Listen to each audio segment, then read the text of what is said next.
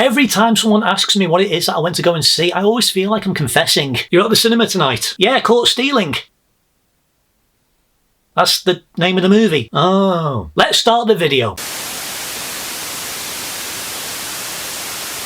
Hello everyone and welcome to Rewind Reviews. In this video I'll be taking a look at Darren Aronofsky's latest movie, Caught Stealing. Released in 2025 and based on the book by Charlie Houston, burned out ex-baseball player Hank Thompson unexpectedly finds himself embroiled in a dangerous struggle for survival amidst the criminal underbelly of 1990s New York City, forced to navigate a treacherous underworld he never imagined. Directed by Darren Aronofsky and adapted for screen by the author himself, Charlie Houston, the movie stars Austin Butler, Regina King, Zoe Kravitz, Matt Smith, Liev Schreiber, Vincent D'Onofrio, Nikita Kukushkin, Yuri Kulikolnikov and Bad Bunny. I don't think there's been a screening to anything I've been to see over the past few months that hasn't shown a trailer for this movie. And a bit like Bullet Train back in 2022, I wasn't sure whether to give this a go or not. Now, my local cinema was actually doing an early access screening of this movie and I got invited along. It was a membership invite. I'm not that special, so I thought, you know what, I've seen the trailer, it looks fun, let's give it a go. Now, those that are familiar with Darren Aronofsky's work know that he's the guy behind things like Requiem for a Dream and Black Swan, these dark psychological thrillers. This couldn't be any further away from anything like that, and I absolutely loved it. This movie was so much fun and I am so glad I checked it out. Caught Stealing is a darkly comedic crime thriller about an alcohol-dependent bartender and ex-baseball player Hank Thompson who lives in New York City and gets caught up in a struggle for his and his girlfriend's survival against hitmen, Russian mobsters and more when his British punk rock neighbour returns to London, leaving his cat in Hank's care and a secret key that everyone wants. Now at first glance this does appear to be a very straightforward, very generic crime story about a guy getting caught up in things, but it's not quite as straightforward as that. Sure, this absolutely does have its fair share of cliches and tropes from those kinds of films, but what this does and where this goes does feel fresh and it's highly unpredictable with plenty of unexpected twists and turns along the way. It's got some really shocking surprises throughout. One I definitely wasn't expecting, and they are handled pretty well. My only real criticism is that I think that they could have dedicated a little bit more time towards those moments to give them a bit more time to breathe. Just a few extra minutes to really let those moments sink in. But as it is, I think the pacing of this movie is spot on, and I like how the tension builds up naturally over the course of the runtime as the story unfolds. It doesn't feel rushed and it clocks in at 107 minutes long. But it does surprisingly feel a little bit longer than that. But it's not slow though. It really feels weird saying that. It feels long but it isn't slow. It feels right, I should say. It doesn't drag or anything. And it's so lively it never becomes dull or boring. Even the end credits as well, which are really unique and a bit strange. And yes, there is a few clips sprinkled throughout the credits that are worth sticking around for. Anyway, part of the reason why this movie never becomes dull or boring is the characters, all of whom are entertaining or quirky in one way or another. And they are likeable enough that you do become invested in who they are and what they get up to, and of course what happens to them. Some characters, like these two psychotic Russian mobsters called Alexei and Pavel, played by Nikita Kukushkin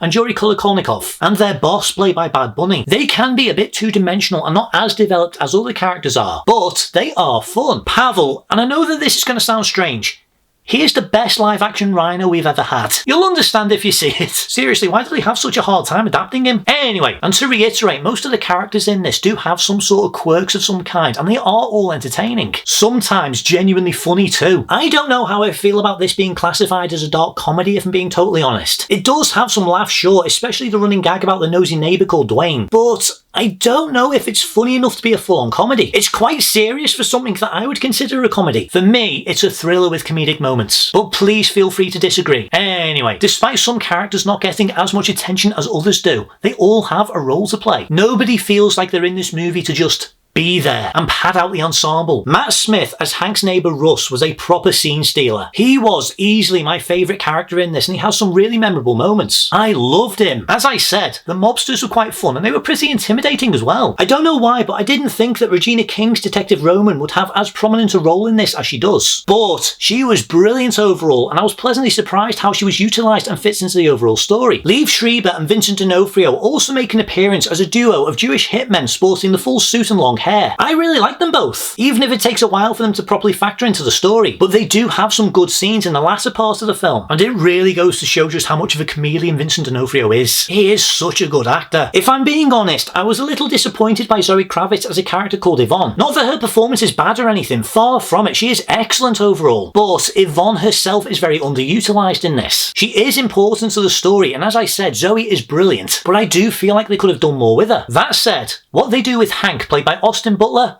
excellent. Court Stealing is completely focused on and driven by him. It's his story, and Austin Butler is on top form. Hank is a very human and flawed character, and I really like how he seems to be one of the only normal people in this. He's even got his favourite baseball team as well, and there's a running gag throughout this of him ringing up his mum to see how they're doing. He has trauma and baggage, and he does have an alcohol problem as well that does have an effect on the story. Plus, I like how this addresses one thing that I know that every single person watching this movie would question if he didn't. Just call the police. It's very smart what they do, and it helps force Hank to be the one to take action. He is a brilliant character. He's easy to empathise with and root for, and Austin Butler's performance is brilliant. I think the trailers were a little bit misleading because they do sort of make this movie look like an action movie, but it's really not. It's more of a character drama than anything else. And in those regards, it absolutely delivers. Even the cat gets some fun moments. That is one talented cat, I can't lie. Anyway, but that said, it does have its fair share of punch-ups, shootouts and chases, and they are really entertaining and very well handled. It does have its violent moments and a little gore as well, but it's not too bad. It's only rated a 15 over here. Plus, there's some brilliant stunt work as well, and they're captured with some pretty decent camera work and cinematography, especially a few scenes involving a car crash. They were really cool. The cinematography and editing are very inventive and very well utilised. The cinematography does aid in some very creative scenes and visuals, and the editing helps keep it tight and focused on what's important. When I went to see this, my screening actually had a little glitch during the scene where Hank and Yvonne have an argument outside the bar. They're walking down the street at night and it started pausing and jumping, and I will admit there was a little bit of me that did wonder if this was a creative decision or if it actually was a glitch. It was definitely a glitch, and I'm glad it was just that one scene. But when it happened, my heart was in my throat and I was just like, no! Anyway, even though this can be quite a quirky movie, it does have quite a lot of tension and lots of tense scenes where you're not quite sure what's going to happen next. And because of how twisty the story is, it's often hard to tell where things are going. And I do mean that in a positive way. So I really did like the overall tone of this film. In my opinion, I think it was just right. I also really appreciated the attention to detail regarding the time period this takes place in. Court Stealing takes place in the 1990s, and I think they do a really good job of immersing you into this era of New York. And I have heard some people say that this does feel like a movie that could have come out in the 1990s.